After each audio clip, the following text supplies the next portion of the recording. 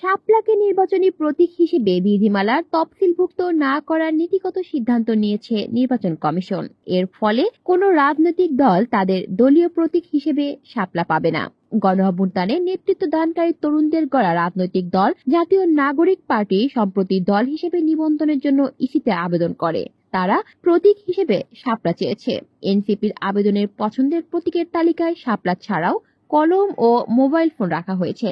নির্বাচন কমিশনার আব্দুর রহমানুল মাসুদ প্রথম আলোকে বলেন, শাপলাকে নির্বাচনী প্রতীক হিসাবে তফসিলভুক্ত না করার মর্মে নীতিগত সিদ্ধান্ত নেওয়া হয়েছে।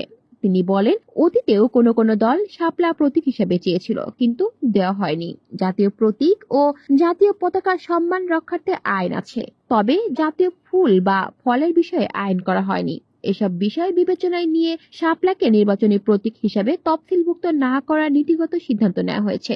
নির্বাচন পরিচালনা বিধিমালার তফসিলে এখনো 69টি নির্বাচনী প্রতীক আছে।